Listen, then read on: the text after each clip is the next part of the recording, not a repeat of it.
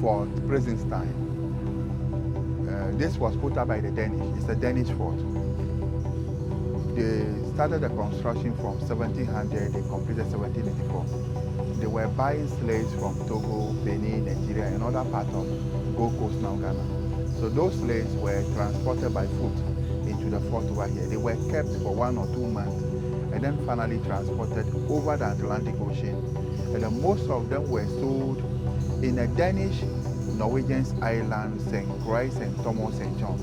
Formerly it was called West Indies, but now US Virgin Islands. So each of the dungeons in the fort take about 100 to 200 slaves, but initially no ventilation.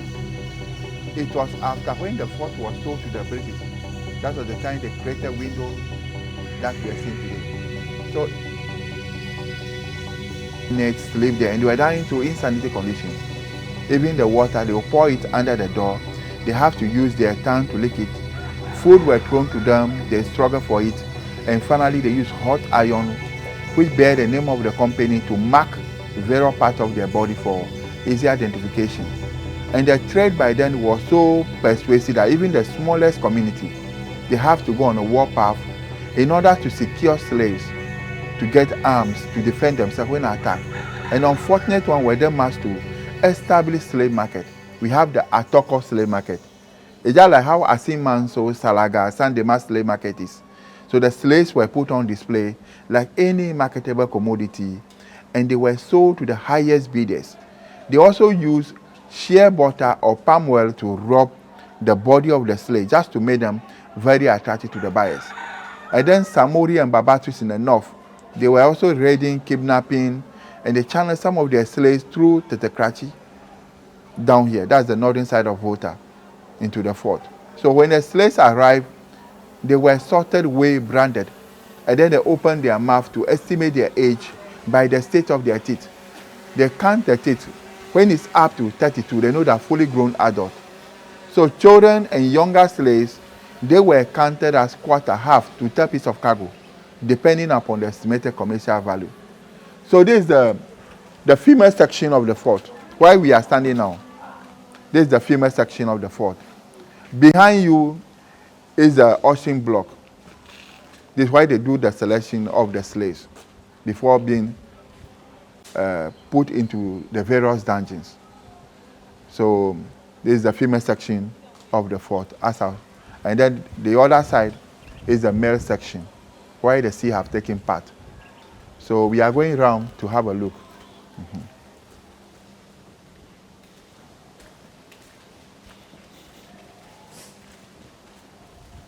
Just have to come.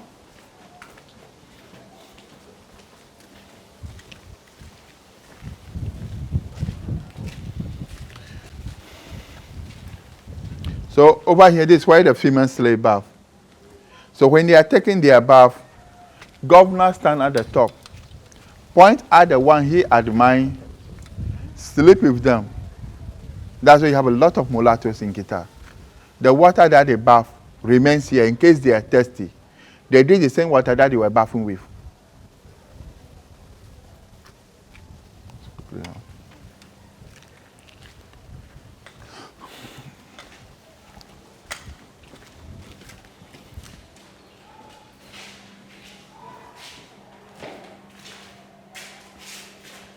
So this is how the fort looked like before the sea destroyed part of it. This is the watchtower where the security men stay to overlook the entire fort. And then slave trade was a trade by barter. They were using brandy, whiskey, mirror in exchange for slaves. And later on they start using cowrie shells. 500 of these cowrie by a female slave, and 300 of these by a male slave. The main reason the female produce and they sell to other plantations, that's why the female were more expensive than the male slave. So the female give birth over there and they sell to other plantations, that's why they were more expensive than the male slaves. And behind me too, you can see the smoking pipe over here, which was used to exchange for slaves. They used to smoke the tobacco. And the stool you are seeing over here belonged to the indigents. They were the first occupants of this land, and they gave up the land to the Danish. So on the way, they converted the fort into a slave post. At first, they were doing business and later converted the fort into a slave post, which our people stood against. That was not the first initial agreement. So the Danish bombarded the town, making our people move from here to where they are now, Agbozuma. And that's why they celebrate Kata so much over there for their migration from here. So they love their ancestors still over here. You know, the southern sector, we install our chiefs. So when they take the stool from you, they have distilled you. So this is one of the female dungeons. And then these are some of the artist impressions about what goes on along our coast over here. How the slaves arrived, how they were kept in the dungeons, and how they were transported. Those are the pictures we are seeing over here.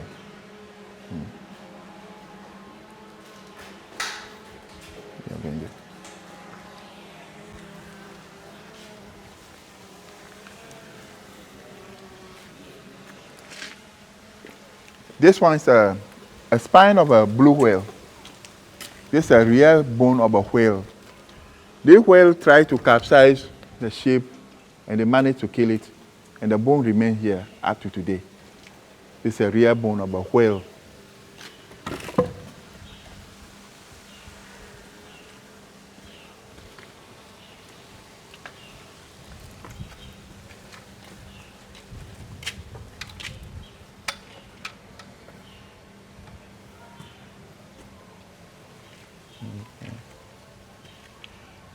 So when you watch here, this is how the fort looks like before the sea destroyed part of it. And this is how they transported the slaves from the north down here. They burned marks at the various part of their body for easy identification. They were taken down to be arranged this way. This is how they arranged them in the lower deck of the ship. They beat them. They used horse and dog to chase and then kidnap slaves. The weak and sick ones, they were tossed overboard. And they put this around their neck to prevent them from escaping. They put on the marks so that people cannot easily identify them. So inside the room over here, they mix them so that they will not understand each other. They mix the slaves.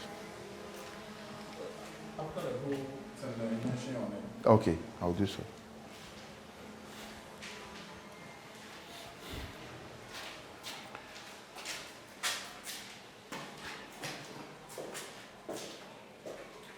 So this is what they used to weigh them.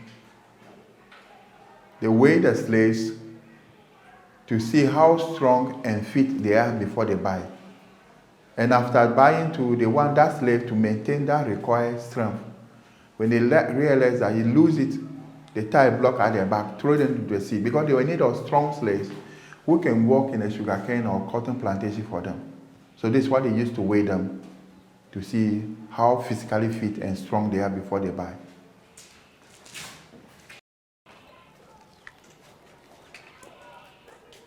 So this is what they used to grind the corn. They don't have corn machine, so they rely on this to grind the corn. Even they do selected slaves to do the grinding. And then they grind the corn into corn flour, and they use it to cook the akbla for them. And this is what we call in our language ete. Traditionally, when our mothers marry, they have to take their ete to their marital home. When they divorce, they have to move it. So moving from one man to another, we call it hotel dito. They can't hoteli. You see. So this is what they used to grind the corn in those days. And that's the cooking pan that they used to cook for them. The storeroom where they will store the food. That's the storeroom. The cooking pan that we can see over there.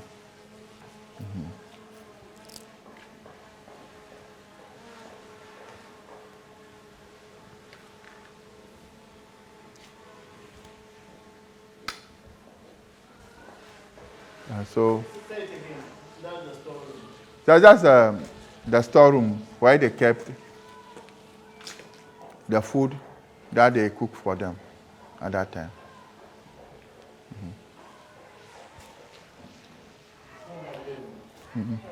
Let's see. Let's see.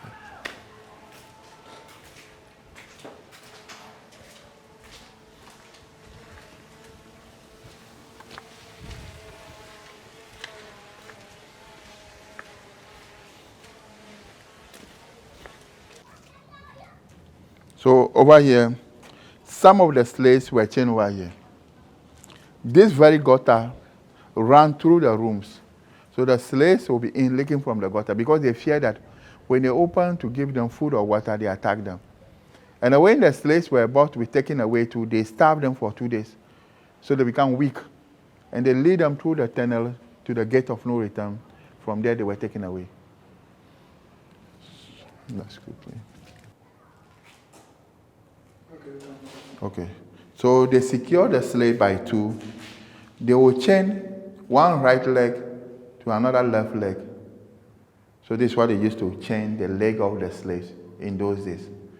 And then they use their fingers to scratch both the wall and the floor. They wanted to dig into the building to escape from them, to end their suffering in the dungeon. And those are the chains that we can see over here. Was used to chain the neck of the slaves.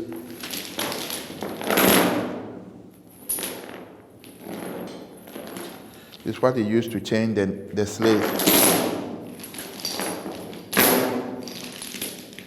These are the chains used to chain the neck of the slaves in those days.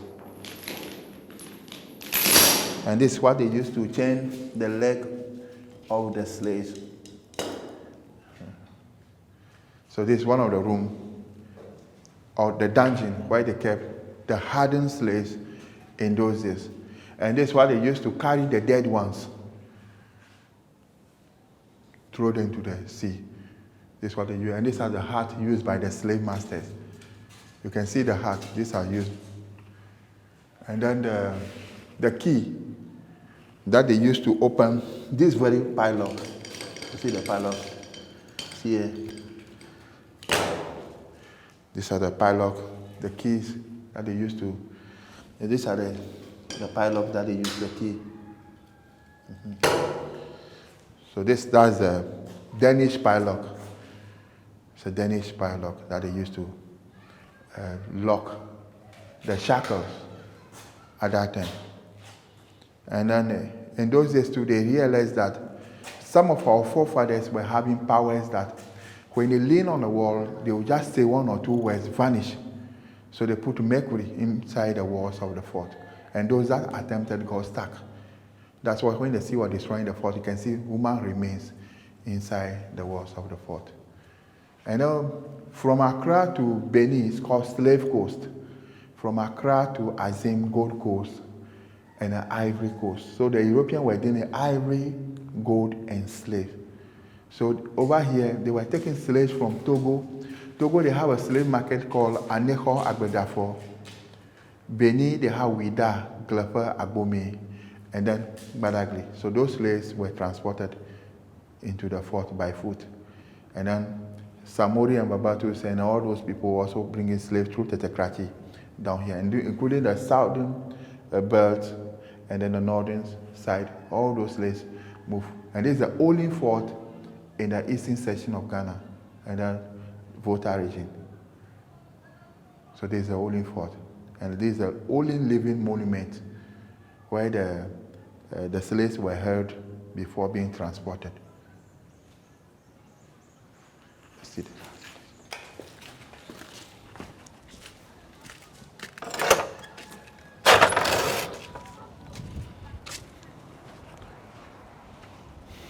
So the material that we are seeing over here, they use oyster shells in putting up the building or fortification of this fort. And then they use oyster shells. This yellow bricks was brought from Denmark. They use as a ballast. Like when they take slaves and they are coming, they bring more stones that they can use to fortify the walls of the fort. So oyster shells, the yellow bricks. was the main material used in putting up the fort. And they used a slave labor during the construction. They used the slaves to construct the fort.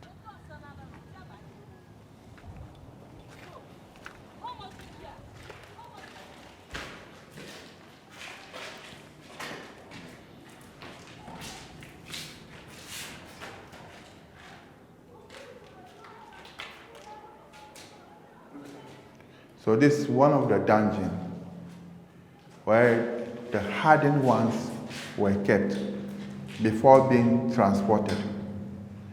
And that's the only ventilation. So they have iron gate at the entrance. So the only time for them to see sunlight is when the shipment is ready. So we have about 10 of these dungeons. Some of them you cannot stand inside. Some of them you have to bend down. You remain there till shipment is ready. So this is one of the rooms where they kept the hardened one.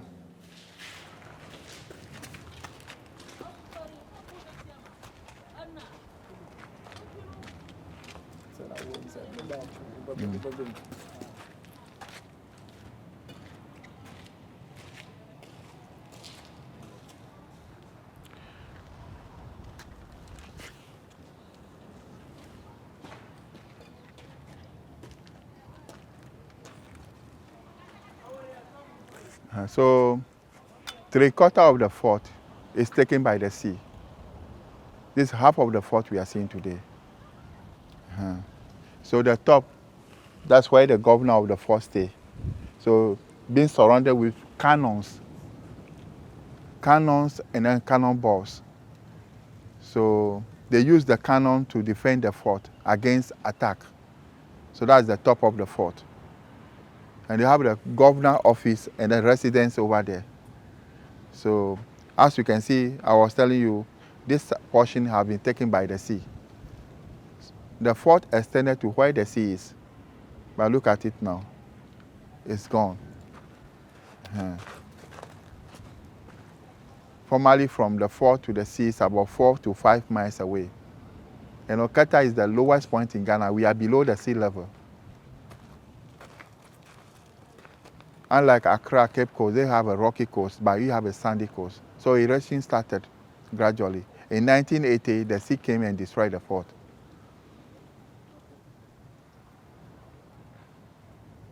So this is the remain of Fort Prinzenstein, built by the Danish in 1784. So slavery and its lingering consequences must be kept in our minds so that we are guided away from such a devastating incident in our history. I'm James Oklu Akoli, the tour guide of the fort, and then the assembly member of this area, Kita Central. Thank you.